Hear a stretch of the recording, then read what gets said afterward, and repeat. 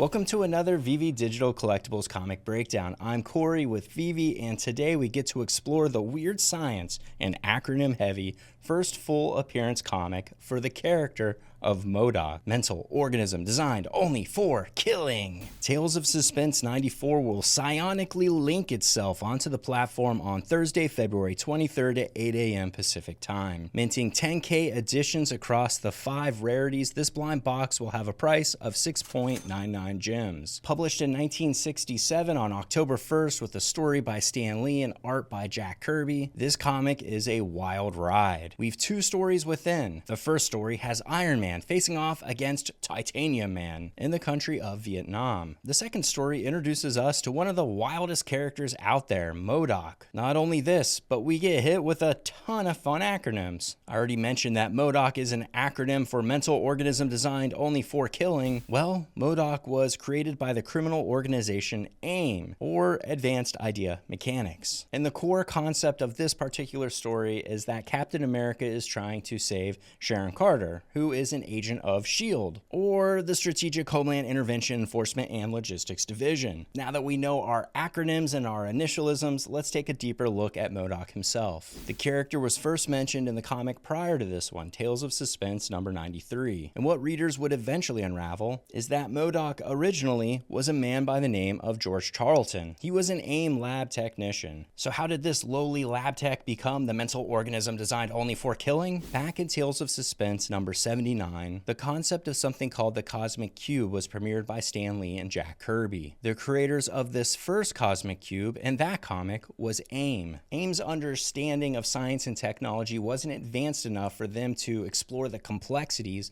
of the Cosmic Cube. So, they used advanced mutagenics to turn George Charlton into a super intelligent being, in hopes this would help them understand that object better. They called this advanced human-computer hybrid they created M.O.D.O.K with a C. Yes, he was the mental organism designed only for computing. As with most weird science of this age, he'd become power mad, kill his creators, take over AIM, and then change his name. From that point forward, M.O.D.O.K would become a constant thorn in Captain America's side and would do battle with heroes and villains alike. His powers beyond having top-tier head girth include the following: a super-powered advanced computer-like brain which is capable of storing and computing information at dizzying speeds, psychic and psionic abilities which allow him to control people and use energy blasts as both shields and weapons, a floating chair loaded with weapons and mischief that would make even Professor Xavier jealous. That chair appropriately would be called the Doomsday Chair, and M.O.D.O.K beyond the pages has found continuing use over the years, most recently in Marvel Studios' Ant-Man and the Wasp: Quantumania.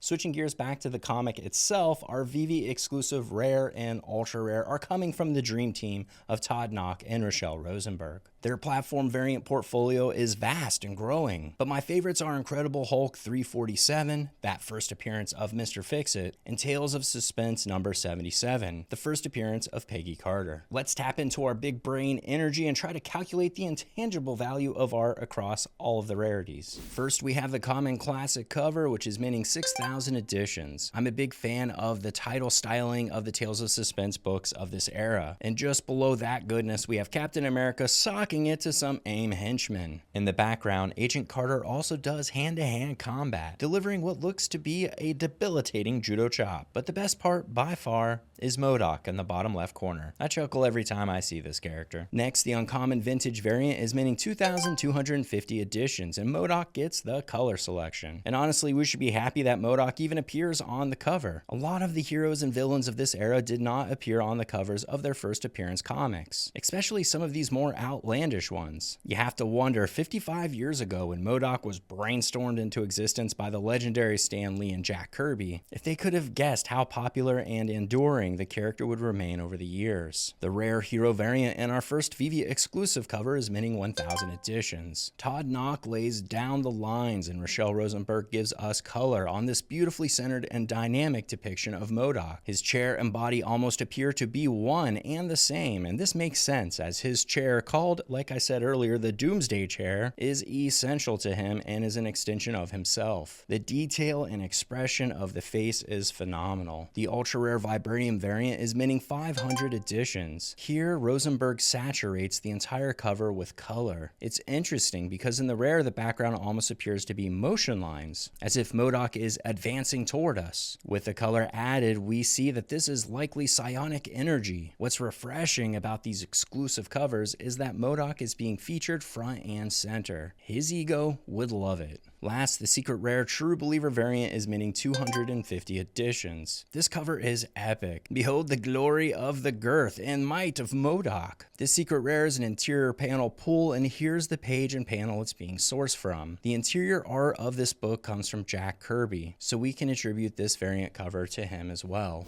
And that's a wrap for this info dump. Best of luck if you decide to go for this one. I'm a big fan of the character. I love how campy M.O.D.O.K is. I love his usages, both past and current, so this is one I'll definitely want to add to my collection. If you feel your brain and your head have expanded in size after this info dump, please leave a like, subscribe, share the video with a friend. As for me, I need to increase my own head size and do more research. As always, learn, share, collect what you love.